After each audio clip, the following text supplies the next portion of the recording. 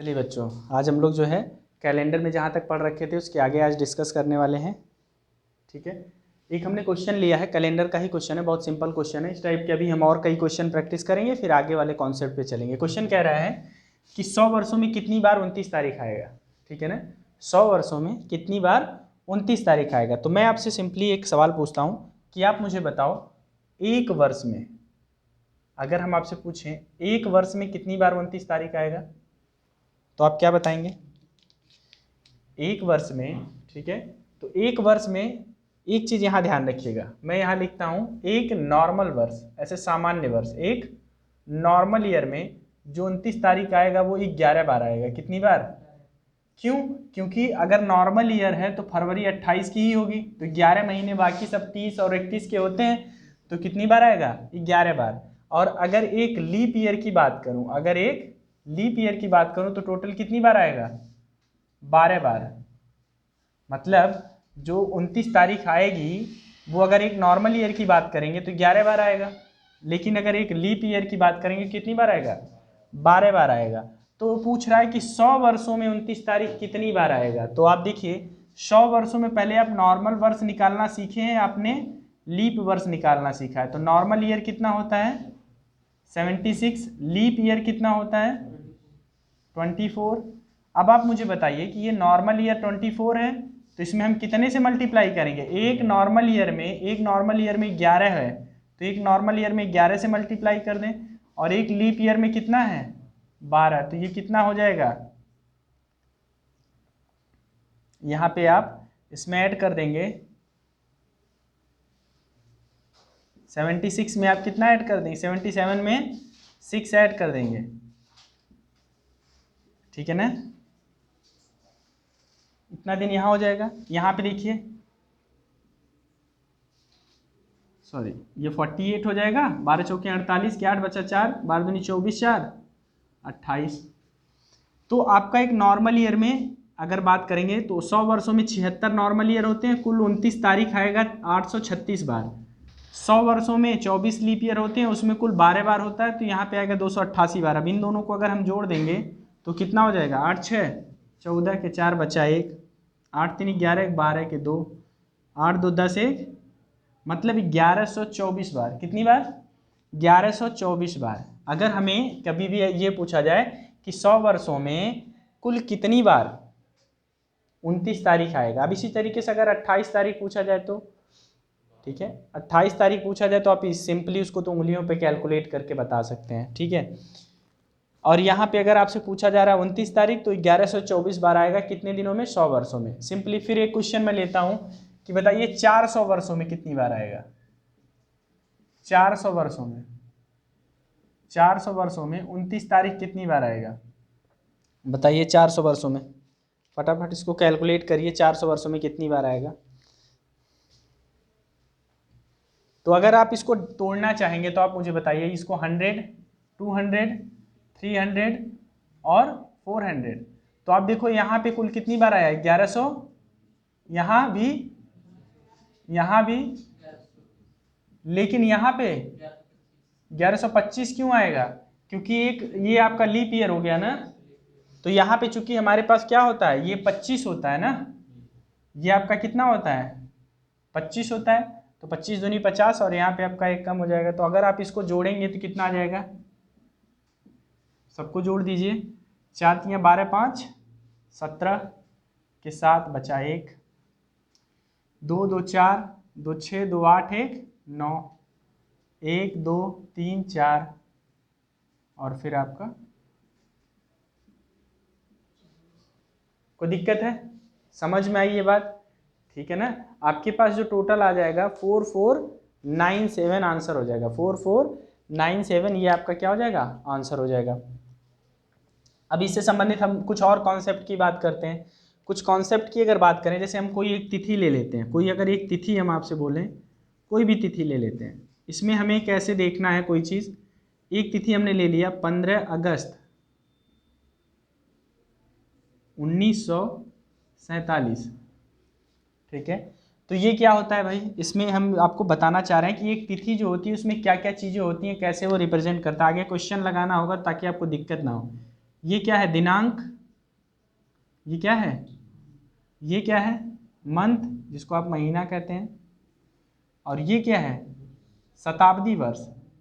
ध्यान रखिएगा शताब्दी वर्ष, 19वीं शताब्दी है ना, 19वीं शताब्दी। और ये क्या है नॉर्मल ईयर, सिंपल वर्ष, या इसको आप शताब्दी कह सकते हैं 19 वर्ष। अब मैं अगर आपसे कह दूं कि 19वीं शताब्दी में कुल कितने विषम दिन होंगे, 19वीं शताब्दी में कुल कितने विषम दिन होंगे। चलिए क्वेश्चन हम लिखते हैं फटाफट, इसको आप कैलकुलेट करके बताइए। क्वेश्चन है हमारा 19वीं शताब्दी में, 19वीं शताब्दी में कुल कितने दिन होंगे, कुल कितने विषम दिन होंगे, कुल कितने विषम दिन होंगे, तुरंत बताइए। 19वीं शताब्दी में कुल कितने विषम दिन होंगे।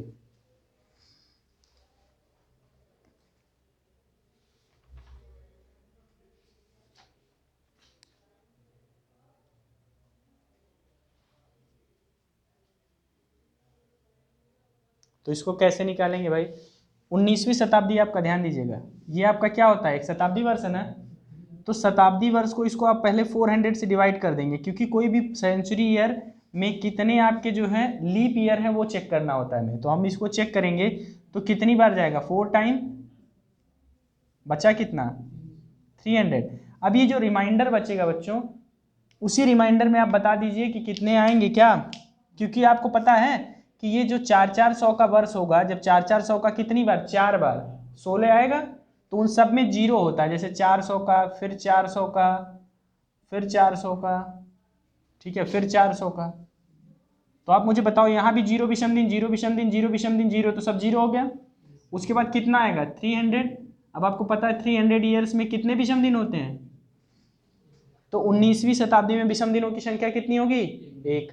कॉन्सेप्ट क्लियर है, ठीक है ना। इसी तरीके से 18वीं 16वीं, ठीक है, शताब्दी आपसे अगर पूछा जाए तो उसमें आप सिंपली क्या करेंगे, अगर आपसे मैं पूछूं 16वीं शताब्दी में कितने विषम दिन होंगे, तो ये आपका 4 बार गया, रिमाइंडर आपका जीरो हो गया, रिमाइंडर जीरो हो गया, मतलब यहाँ पे विषम दिनों की संख्या 0 है। कोई कंफ्यूजन तो नहीं है, बात क्लियर है, ठीक है, इसको नोट कर लीजिए। अब हम थोड़ा सा एक हटके प्रश्न हम लोग करते हैं, बहुत सिंपल सा प्रश्न है। क्वेश्चन हमारा ये है कि मान लीजिए चंद्रमा पर कुल 8 दिनों का सप्ताह हो रहा है। चंद्रमा पर मान लीजिए हम पृथ्वी पे हैं तो यहाँ 7 दिनों का सप्ताह है या 12 दिनों का सप्ताह, जो भी आप चंद्रमा पे मान लीजिए, यहाँ पे 7 दिनों का सप्ताह है। मान लीजिए चंद्रमा पे 8 दिनों का एक सप्ताह है, तो वहाँ 64 दिनों में विषम दिनों की संख्या क्या होगी, है ना। ध्यान दीजिएगा, विषम दिनों की संख्या अगर हमें कहीं ज्ञात करना हो किसी अन्य ग्रह का, तो हम कैसे निकालेंगे। कुछ लोग एकदम कॉन्सेप्ट बना लेते हैं, रट्टू टाइप का दिमाग बना लेते हैं कि बस उनको कहीं विषम दिन पूछा तो 7 से भाग देना शुरू कर दिए। कहीं पर भी आपसे क्या पूछा, नंबर ऑफ डेज दे रखा है, विषम दिनों की संख्या पूछ लिया, तो आपने क्या किया 7 से डिवाइड करना शुरू कर दिया। लेकिन ये राइट वे नहीं होता है। पहले आप क्वेश्चन को ध्यान से समझेंगे। हमने क्या बोला कि किसी ग्रह पे, मान लीजिए कोई भी ग्रह हमें नहीं पता है, किसी ग्रह पे एक सप्ताह 9 दिन का होता है, एक सप्ताह 9 दिन का होता है, तो बताइए 30 दिन में विषम दिनों की संख्या क्या होगी, 30 दिनों में विषम दिनों की संख्या क्या होगी। तो हम क्या कह रहे हैं कि किसी भी ग्रह पर, क्वेश्चन है हमारा, किसी ग्रह पर एक सप्ताह 9 दिन का होता है, तो 30 दिनों में विषम दिनों की संख्या, आपको इसकी डेफिनेशन याद रखनी है। क्या याद रखनी है, विषम दिन वे दिन होते हैं जो अपना सप्ताह पूरा नहीं करते हैं, ठीक है ना, जो अपना सप्ताह पूरा नहीं करते हैं। तो आप देखिए किसी भी ग्रह की अगर बात हो रही है तो वहाँ पे अगर 9 दिन का सप्ताह है तो 9 त्रिक 27, 30 दिन में 3 सप्ताह तो पूरे हो जाएंगे, ठीक है ना। 30 को आप डिवाइड करेंगे 9 से, तो ये आपका कितना हो जाएगा, रिमाइंडर 3 आएगा। अब ये जो रिमाइंडर 3 आया यही आपके ऑड डेज हैं, यही आपके क्या हैं, ऑड डेज। कोई कन्फ्यूजन है इसमें? ठीक है, तो इस टाइप का कन्फ्यूजन नहीं होना चाहिए अगर कभी भी आपसे ऑड डेज वगैरह पूछा जा रहा है। अब देखिए हम आपसे एक बात और बताते हैं, कोई भी सामान्य वर्ष, ये कुछ नोट पॉइंट्स हैं, इसको समझते चलिएगा। ये नोट पॉइंट्स हैं आपके कुछ। मैंने एक बात बोला भाई, 8 दिन ले लीजिए, 9 दिन ले लीजिए, 10 दिन ले लीजिए, 12 दिन ले लीजिए। हमने रैंडमली ऐसे बोला कि किसी भी ग्रह पे अगर 8 दिन का है, 9 दिन ले लीजिए, आप 10 दिन ले लीजिए, जो आपको मन में आए। नहीं, ऐसा नहीं है अभी, बट हम आपको ये बताने का प्रयास कर रहे हैं कि जो सप्ताह है, क्योंकि हम विषम दिन उसी को कहते हैं जो सप्ताह नहीं बना पाते दिन। तो अगर कहीं पे मान लीजिए अपने यहाँ भारत में ही अब सप्ताह घोषित कर दिया जाए आगे चल के कि 7 दिनों का नहीं 15 दिनों का होगा, किसी तरीके से उसको बोल दिया गया, ठीक है ना, तो आपको क्या करना है फिर 15 दिन आपका जो है, 15 दिन में एक भी विषम दिन नहीं होने हैं, 16 दिन में 1 होगा, 17 दिन में 2 होगा, तो ऐसे आपका आएगा, ठीक है ना। कहने का सेंस हमारी है कि आपको कॉन्सेप्ट क्लियर होना चाहिए कि विषम दिन आता कैसे है, रटना नहीं है, ठीक है, चीज़ों को रटना नहीं है। तो नोट पॉइंट की हम बात कर रहे हैं कि एक सामान्य वर्ष जो होता है बच्चों, जिस दिन से शुरू होता है उसी दिन उसका आखिरी दिन होता है। जैसे मान लीजिए 1 जनवरी, हमने क्वेश्चन लिया 1 जनवरी, सामान्य वर्ष का मतलब 2006, 7, 8 कुछ भी, 8 नहीं 5, 2005। एक हमने सामान्य वर्ष लिया, मान लीजिए 1 जनवरी 2005 को सोमवार था, क्या था, सोमवार था। तो 31 दिसंबर 31 2005 को कौन सा दिन होगा, सोमवार। मतलब जिस दिन से प्रारंभ होगा वही उसका क्या होगा, आखिरी दिन होगा, ठीक है। दूसरी बात, यदि कोई महीना 29 का है, यदि कोई महीना आपका किसका है, 29 का है, तो 29 का अगर कोई भी मंथ है तो जिस दिन से प्रारंभ होता है उसी दिन समाप्त होता है, ठीक है ना, जिस दिन से प्रारंभ होता है उसी दिन समाप्त होता है। जैसे मान लीजिए आपका फरवरी ले लीजिए आप, लीप वर्ष में 29 का, तो आपका अगर रविवार से शुरू होगा दिन तो रविवार को समाप्त भी होगा, ठीक है ना, रविवार को अगर शुरू हुआ तो रविवार को समाप्त भी होगा। इसी तरीके से अगर 30 का महीना हुआ तो जिस दिन से शुरू होगा उसके अगले दिन समाप्त होगा। 31 का महीना अगर होगा तो जिस दिन से शुरू होगा उसके अगले के अगले दिन समाप्त होगा। जैसे मान लीजिए संडे को शुरू हुआ तो ट्यूसडे को समाप्त होगा। बात समझ में आया? तो मंथ का पहला और आखिरी दिन, ये आपको कॉन्सेप्ट क्लियर होना चाहिए। ऐसा कैसे हो जाएगा, ऐसा कैसे हो जाएगा, आप मुझे बताइए कि अगर किसी भी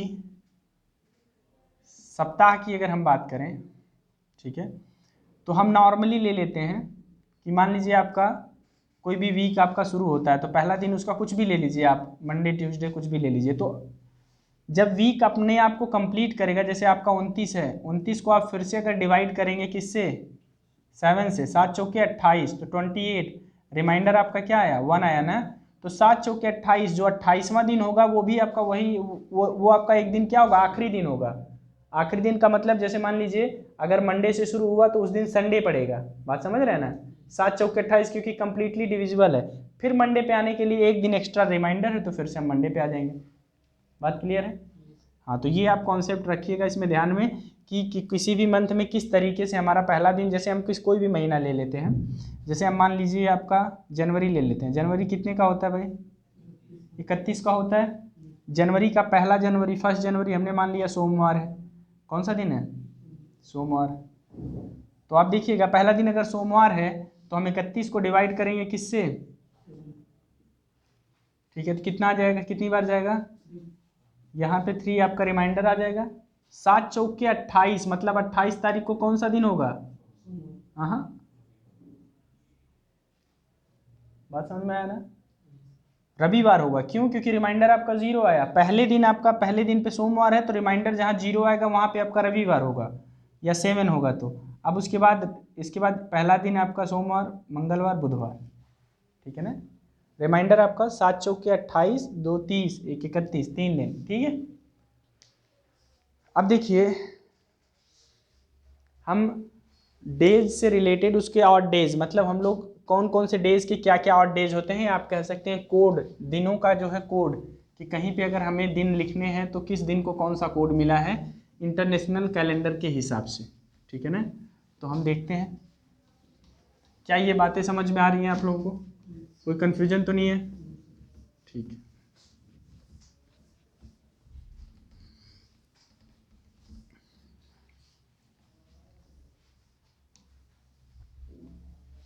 हमारे पास जो है हम लोग बात करेंगे ऑड डेज, मतलब विषम दिन।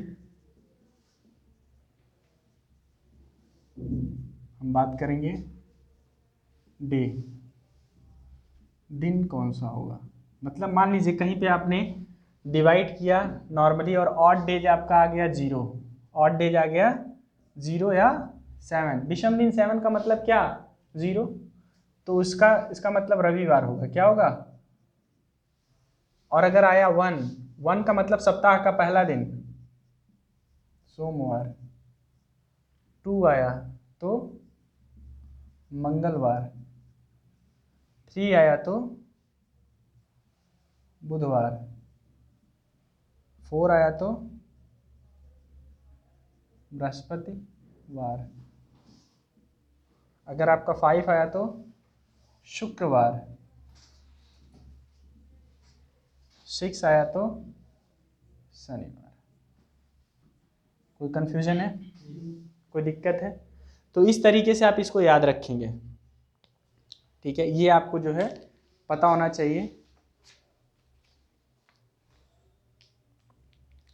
अब यहाँ पे हम लोग शताब्दी वर्ष के अंतिम दिन, शताब्दी वर्ष के अंतिम दिन हम लोग जानेंगे कि शताब्दी वर्ष का अंतिम दिन और प्रथम दिन क्या होता है। शताब्दी वर्ष का अंतिम दिन, प्रथम दिन का मतलब, ये बहुत इंपॉर्टेंट कॉन्सेप्ट है, देखिएगा। शताब्दी वर्ष के अंतिम दिन, अंतिम दिन, तो आपके पास शताब्दी वर्ष क्या है भाई, 100 में कितने विषम दिन होते हैं, 5, 200 में विषम दिनों की संख्या, 300 में, 400 में 0, ठीक है ना। ये विषम दिनों की संख्या है, ठीक है। ये क्या है, विषम दिनों की संख्या है। तो अगर 100 वर्ष की आप बात करेंगे तो 100 वर्षों में विषम दिन कितने आएंगे, 5। और आप यहाँ से देख के बताइए 5 किसका कोड है, शुक्रवार का। मतलब 100 वर्षों में, 100 वर्ष में अगर शताब्दी 100 की बात करें तो इसका अंतिम दिन कौन सा होगा, शुक्रवार। इसमें 200 वर्षों में अगर बात करें, 200 शताब्दी में अगर हम बात करें तो कौन सा होगा, बुधवार ना, बुधवार। अगर हम 300 वर्षों में बात करेंगे तो सोमवार। ये अंतिम दिन है, ये कौन से दिन है, अंतिम दिन। और अगर शून्य की बात करेंगे तो,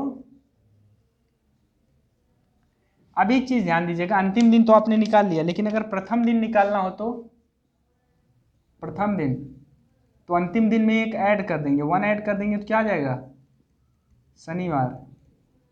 बुधवार का है तो क्या, बृहस्पतिवार, बृहस्पति। सोमवार का मंगलवार, रविवार का। अब देखिए बहुत बढ़िया प्रश्न होता है, एक बहुत बढ़िया प्रश्न होता है कि किसी भी शताब्दी वर्ष का, किसी भी शताब्दी वर्ष के कौन कौन से दिन पहले दिन नहीं हो सकते। तो अब आप ध्यान से देखिएगा, 0, 1, 3, 5, ये कोड है, क्या है ये, कोड है। कैसा कोड, पहले दिन का, पहले दिन होंगे। मतलब 0 पे आता है संडे, 1 पे आता है मंडे, 3 पे आता है कौन सा, बुधवार, और 5 पे आता है शुक्रवार। मतलब मंडे, आपका संडे, मंडे, बुधवार और शुक्रवार, ये दिन जो है ये किसी भी शताब्दी वर्ष के क्या होंगे, पहले दिन होंगे। तो अंतिम दिन क्या क्या नहीं हो सकते भाई, अंतिम दिन क्या क्या नहीं हो सकते, तो आप ध्यान से देखिए, या पहले दिन क्या क्या नहीं हो सकते। तो आपको पता है 0 से लेकर के 6 तक में अगर ये पहले दिन है तो बचा क्या, 2, 4 और 6, ये आपके पहले दिन नहीं हो सकते, ये पहले दिन नहीं हो सकते, सॉरी अंतिम दिन ये अंतिम दिन नहीं हो सकते, अंतिम दिन नहीं हो सकते। आप कहेंगे इसका क्या मतलब हुआ सर? इसका मतलब ये हुआ 2 का कोड क्या होता है? मंगलवार। 2 किसका कोड है? मंगलवार। 4 किसका है? बृहस्पतिवार। और 6 किसका होता है? शनिवार। मतलब किसी भी शताब्दी वर्ष के अंतिम दिनों में ये 3 दिन नहीं आ सकता। बात समझ में आया?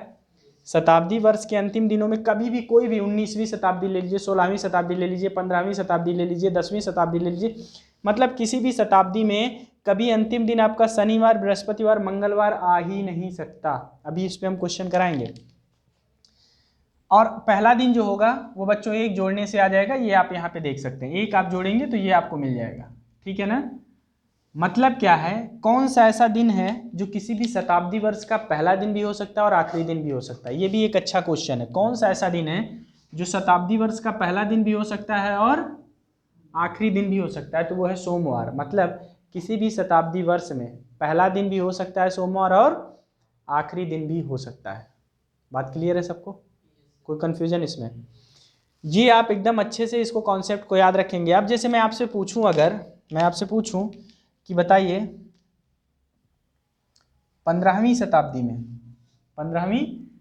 में आखिरी दिन कौन सा होगा? 15वीं शताब्दी का मतलब 1500 जो ये आपका वर्ष है, इसका आखिरी दिन कौन सा होगा? तो आपको पता है, इसको आप 4 से डिवाइड करेंगे तो 4 तियां 12, बचा कितना? 300 में विषम दिन 1 और 1 सोमवार। तो आखिरी दिन कौन सा हुआ? सोमवार आपका हुआ। अगर पहला दिन पूछे तो 1 जोड़ देंगे, मंगलवार। बात क्लियर है? कोई दिक्कत? तो आपसे अगर क्वेश्चन में ये पूछा जाए कि किसी भी शताब्दी वर्ष का अंतिम दिन क्या होगा, पहला दिन क्या होगा, तो निकल जाएगा। कोई डाउट तो नहीं है? ठीक है। सप्ताह का एकमात्र ऐसा दिन सोमवार जो शताब्दी वर्ष का पहला दिन भी हो सकता है और आखिरी दिन भी हो सकता है, ठीक है। अब देखते हैं कि शताब्दी में कैलेंडर का समान होना, मतलब रिपीटेशन ऑफ कैलेंडर हम देखेंगे कि कैलेंडर अपने आप को कैसे रिपीट करता है। रिपीटेशन का मतलब समझ रहे हैं? जैसे हम आज की तिथि ले लें, आज की तिथि है 12/2/2022। आज का दिन कौन सा है? शनिवार। तो आप बताइए कि ये शनिवार फिर कब पड़ेगा? सेम तिथि को, ध्यान दीजिएगा। कैलेंडर रिपीट होने का क्या मतलब? आज तारीख है 12, महीना है दूसरा और ईयर है 2022। अगर आज हमारा शनिवार है तो इसी तारीख को, इसी महीने को अगला शनिवार कब आएगा? तो हमेशा याद रखिएगा, 4 शताब्दी में कैलेंडर पूर्ण रूप से रिपीट होता है। मतलब दिन, महीना और साल, दिन साल बदल जाएगा, दिन महीना और डेट वही रहेगी। जैसे कहने का मतलब 400 सालों में, मतलब रिपीटिशन ऑफ कैलेंडर की अगर बात करेंगे, इसको हम थोड़ा सा मिटाते हैं।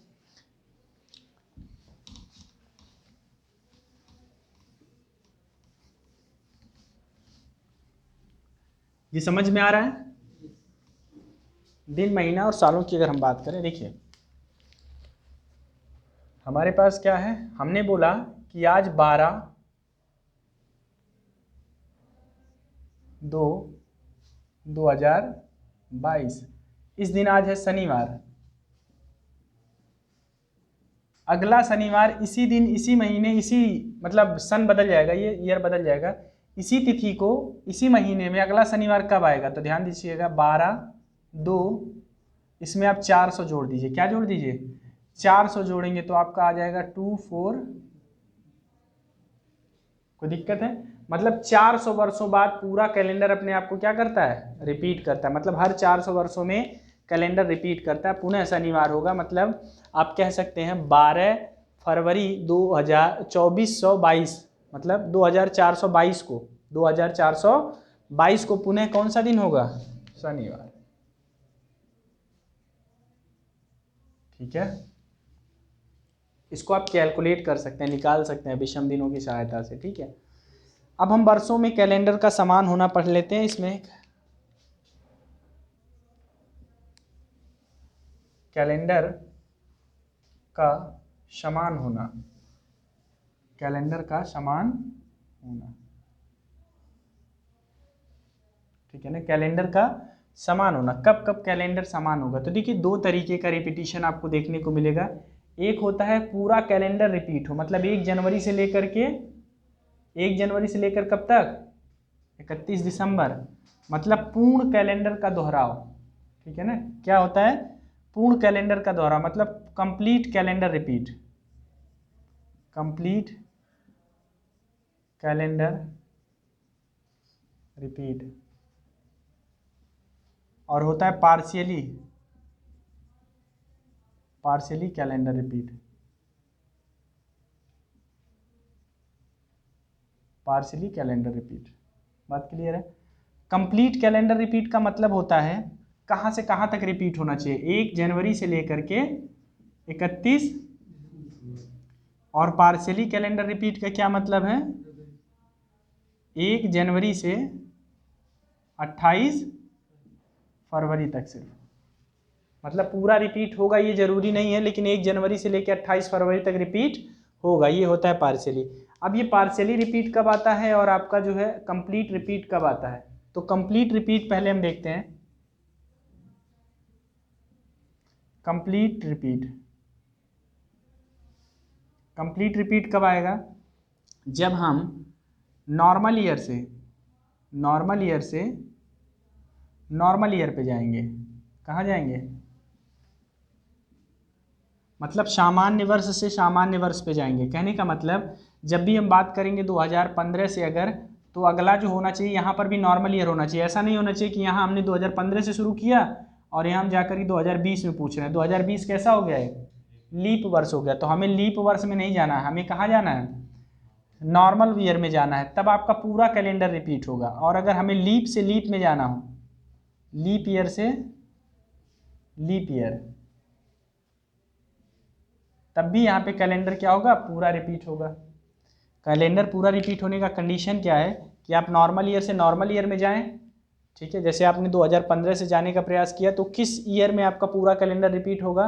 तो आप याद रखें कि वो भी जो ईयर आएगा वो कैसा ईयर होगा? नॉर्मल ईयर होगा। ठीक है, लीप ईयर से अगर आप जा रहे हैं, 2020 से जा रहे हैं, तो अगला भी लीप ईयर ही होना चाहिए। ठीक।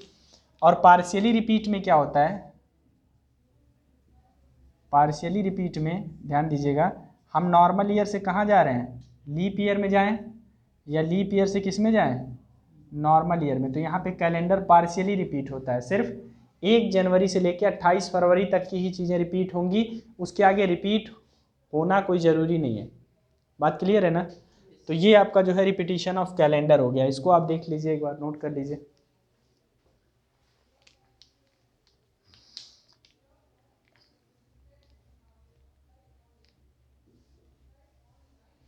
अब अगर बात करें कंप्लीट कैलेंडर रिपीट की, कंप्लीट कैलेंडर रिपीट की, तो वो कैसे हम कैलकुलेट करेंगे?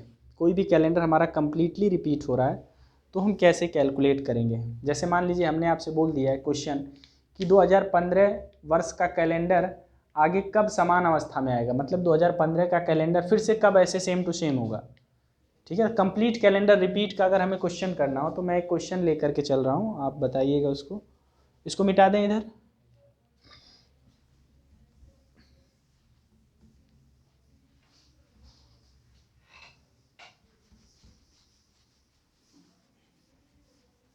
अगर आपसे पूछा जाए कि 2015 में जो कैलेंडर आपका रिपीट हुआ है वो फिर कब रिपीट होगा? ठीक है, जो कैलेंडर है वो फिर कब रिपीट होगा, मतलब हमने क्वेश्चन लिया कि 2015 का कैलेंडर सेम टू सेम कब रिपीट होगा। ये 2015 का कैलेंडर ये सेम टू सेम रिपीट कब होने वाला है। तो आप देखिए, इसको निकालने का तरीका, आप 15 को सीधे किससे डिवाइड करेंगे? लास्ट के दो डिजिट हैं, इसको 4 से डिवाइड करिए। किससे? तो कितना आएगा? 3 12, ये आपका 3 बार जाएगा, और रिमाइंडर कितना आ जाएगा? 3। अब ध्यान दीजिएगा, जब ये रिमाइंडर 3 आएगा तो दिए गए सन में, दिए गए वर्ष में हम 11 जोड़ देंगे। क्या कर देंगे? मतलब 2026 में कैलेंडर पूर्णतः अपने आप को रिपीट करेगा। कहने का मतलब यहाँ क्या है? यहाँ हमें ध्यान रखना है, अगर रिमाइंडर कुछ दिया होगा तो क्या हमें जोड़ना है? जोड़ी जाने वाली संख्या, वर्ष में जोड़ी जाने वाली संख्या। मतलब अगर आप देखिए मान लीजिए किसी भी आपने वर्ष को, ऐसे वर्ष है, इसका 2 लास्ट वाला डिजिट लिया, उसको 4 से डिवाइड किया, रिमाइंडर आया क्या 1, क्या आया रिमाइंडर 1, रिमाइंडर आया 2, रिमाइंडर आया 3, रिमाइंडर आएगा क्या, और क्या रिमाइंडर आ सकता है। आपको पता है कि जब हमने विषम दिन की बात की थी तो विषम दिन 1 हो सकता है, 2 हो सकता है और 0 हो सकता है। ये हमने बात की थी कि नहीं की थी।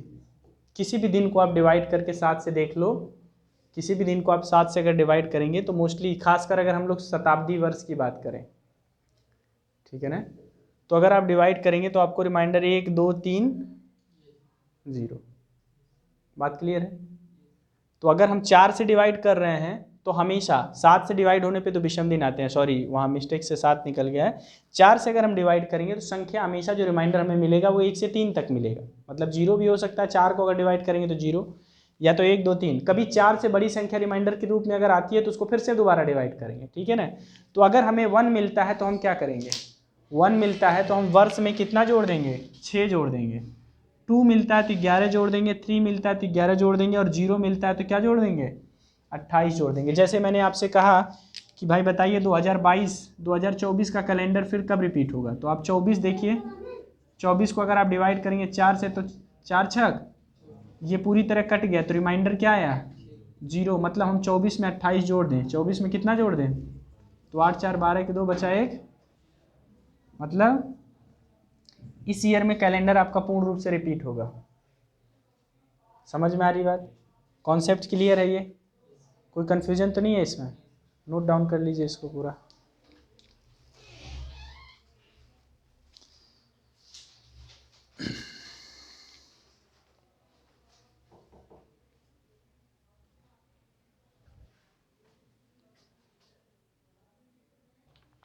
चलिए एक क्वेश्चन है, 4 अप्रैल 2006 को मंडे है तो किस वर्ष 4 अप्रैल को फिर से मंडे होगा, ठीक है ना। ये क्वेश्चन आपको जो है लगाना है।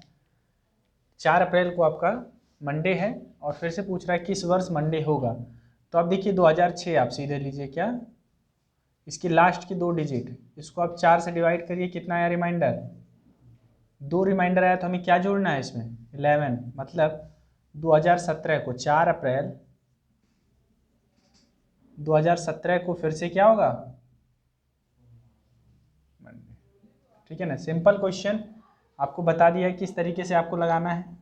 आई होप आपको जो है समझ में आ गया होगा कि इसके क्वेश्चन हमें कैसे लगाना है, ठीक। अब इसमें जो है अगली क्लास में हम लोग डिस्कस करेंगे किस तरीके से जो है क्वेश्चन, जैसे मान लीजिए 15 अगस्त 1947 को कौन सा दिन था, कोई भी तिथि दे दी जाएगी, उसमें कौन सा दिन है, उसके लिए हम आपको ट्रिक्स बताएंगे और बताएंगे कि कैसे हम लोग निकालते हैं बिना कोड याद किए। फर्जी कोई कोड वोड नहीं याद करना है आपको, सिंपल मेथड से हम लोग लगाएंगे इसको और समझेंगे, ठीक है। तो आज के इस लेक्चर में इतना ही रखते हैं।